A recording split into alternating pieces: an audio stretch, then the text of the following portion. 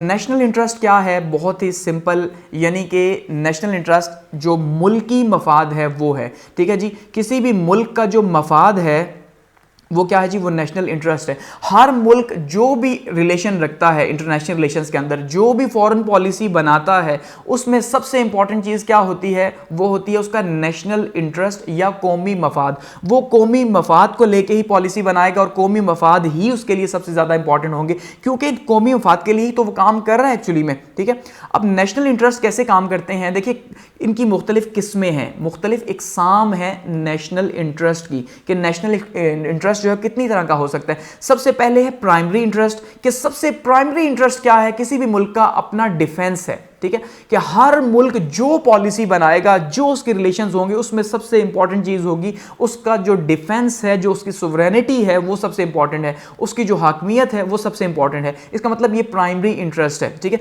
इसी तरह से उसकी इकोनॉमी की ग्रोथ उसके लिए प्राइमरी इंटरेस्ट है। ठीक है, इसी तरह से उसकी सिक्योरिटी जो है वो बहुत ज्यादा इंपॉर्टेंट है। तो ये क्या है? प्राइमरी इंटरेस्ट है, जो किसी भी सूरत में जो है वो दाव पे नहीं लगाए जा सकते किसी भी चीज के अगेंस्ट में। ये क्या है? नेशनल इंटरेस्ट पहला। दूसरा है सेकेंडरी नेशनल इंटरेस्ट। अब सेकेंडरी नेशनल इंटरेस्ट क्या हो सकते हैं? जैसे हम इकोनॉमी में किसी से फायदा ले रहे हैं, किसी दूसरे मुल्क के साथ जो है वो हम अलायंस बना रहे हैं इसलिए ताकि हमें फायदा हो सके। ठीक है, तो बहुत से जो सेकेंडरी इंटरेस्ट हैं उसको हम इस तरह से हासिल।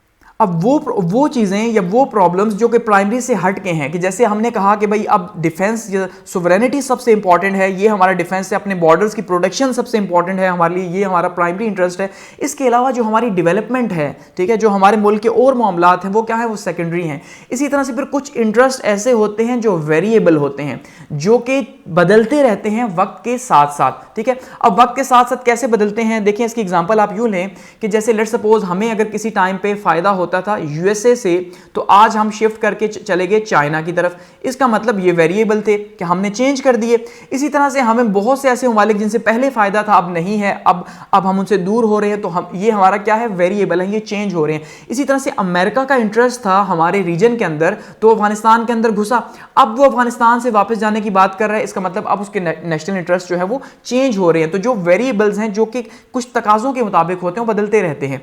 इसी तरह से फिर है जी रिजर्व्ड इंटरेस्ट। अब रिजर्व्ड इंटरेस्ट क्या है? कि जो कि फिक्स हैं, जिनको रखा हुआ है कि भाई ये इंटरेस्ट जो है इनको हमने हर सूरत में प्रोटेक्ट करना है। अब ये प्राइमरी इंटरेस्ट से थोड़े से डिफरेंस है, ये आपने जरा समझना है।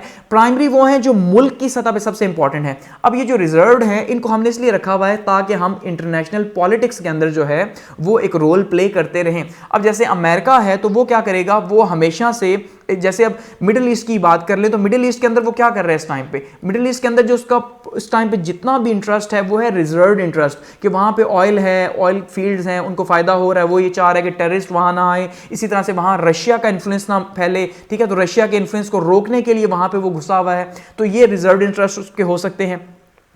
इसी तरह फिर स्पेशल इंटरेस्ट, के कोई खास इंटरेस्ट किसी खास टॉपिक के टाइम पे, किसी खास डील के टाइम पे अगर होते हैं तो वो क्या है? वो उसके स्पेशल इंटरेस्ट होंगे, स्पेशली उनको वो डील करेगा वहां पे, या इकोनॉमी के लिहाज से हो या सिक्योरिटी के लिहाज से हो।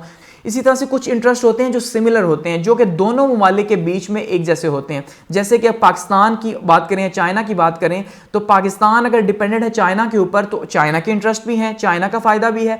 इसी तरह से चाइना की अगर बात करें तो चाइना पाकिस्तान के ऊपर है, इसलिए क्योंकि चाइना की इकोनॉमी को ग्रोथ मिल रही है। जैसे हम सी पैक की बात करते हैं, तो क्या सी पैक सिर्फ चाइना अपने फायदे के लिए बना रहा है? यह सवाल यह है कि पाकिस्तान जो है वो अपने फायदे के लिए बनवा रहा है? ऐसा हरगिज नहीं, क्योंकि चाइना इतना अच्छा तो है नहीं कि वो हमारे लिए सी पैक बना दे, और पाकिस्तान इतना अच्छा है नहीं कि उसको फायदा ना हो तो चाइना से कहे बना दो या उसके साथ लगा रहे। इसका मतलब ये सिमिलर इंटरेस्ट है, इकोनॉमिक इंटरेस्ट दोनों के, इसलिए यहां पे दोनों की पॉलिसीज एक ही हैं नेशनल इंटरेस्ट के ऊपर। ठीक है, इसी तरह से खास करके बात की जाए अफगानिस्तान के ऊपर, तो अफगानिस्तान के ऊपर भी देखिए इनके नेशनल इंटरेस्ट सेम है, सिमिलर हैं। क्यों सेम है? क्योंकि अगर अफगानिस्तान के अंदर बदअमनी होगी तो उसका नुकसान पाकिस्तान को भी है, चाइना को भी है, इसलिए दोनों जो है यहां पे इंपॉर्टेंट है। तो दोनों का इंटरेस्ट सेम है यहां पे, इसलिए वो दोनों मिलकर यहां पे तालिबान के साथ एग्रीमेंट करने की कोशिश कर रहे हैं कि यहां पे हमें फायदा हो सके। या इनको दोनों को फ़ायदा हो सके।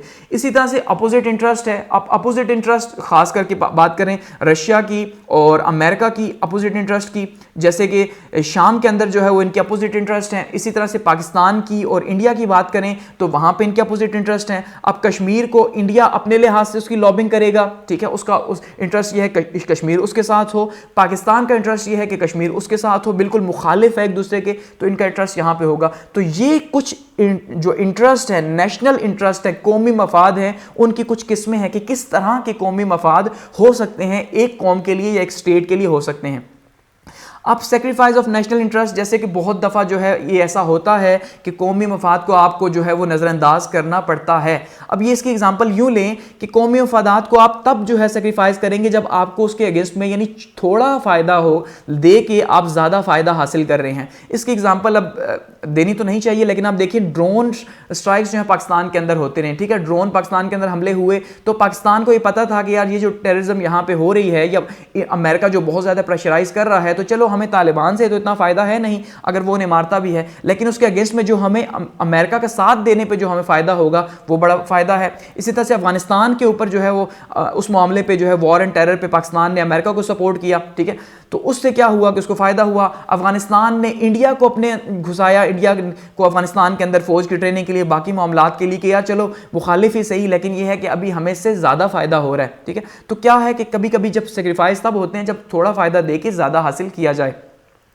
नेशनल इंटरेस्ट जो है उसके लिए आर्म रेस जो है, अब आप देखें कि फौजी रेस जो है नेशनल इंटरेस्ट के लिए की जाती है, जंगें की जाती हैं नेशनल इंटरेस्ट के लिए, उनको प्रोटेक्शन के लिए। पाकिस्तान इंडिया ने जंगें की, 3 जंगें, क्यों की? सिर्फ इसलिए कि अपने कौमी मफादात का तहफ़्फ़ुज़ कर सकें। बहुत ज़्यादा इंपॉर्टेंट। अमेरिका अफगानिस्तान के अंदर जंग की, मिडिल ईस्ट के अंदर जंग कर रहा है, क्यों कर रहा है? अपने मफादात के तहफ़्फ़ुज़ के लिए, अपनी ग्रेस के लिए, ठीक है। नेशनल इंटरेस्ट और इंटरनेशनल ऑर्गेनाइजेशंस जो है इनका बहुत ज़्यादा इंपॉर्टेंट रोल है कि इंटरनेशनल ऑर्गेनाइजेशंस जो हैं वो मिल के काम करती हैं। आप किसी मुल्क के साथ मिल के काम कर रहे हैं तो उसमें आपको ये ख्याल करना है कि आपका मुल्क जो है उसके नेशनल इंटरेस्ट वहां पे दाव पे ना लगें। जैसे बहुत सी ऑर्गेनाइजेशंस, खास करके एनजीओज की पाकिस्तान के अंदर बात की जाती है कि एनजीओज अपने मफादात यहां पे लड़ा रही हैं, तो वहां पे इसका मतलब हमारे मुल्क के जो मफादात हैं वो वहां पे उनको नुकसान हो रहा है, तो उसको ख्याल करना, लेके चलना। और प्रोटेक्शन जो है नेशनल इंटरेस्ट की बहुत ही ज़्यादा ज़रूरी है। सबसे फंडामेंटल जो राइट है गवर्नमेंट का वो यही है कि वो नेशनल इंटरेस्ट को जो है वो प्रोटेक्ट करें।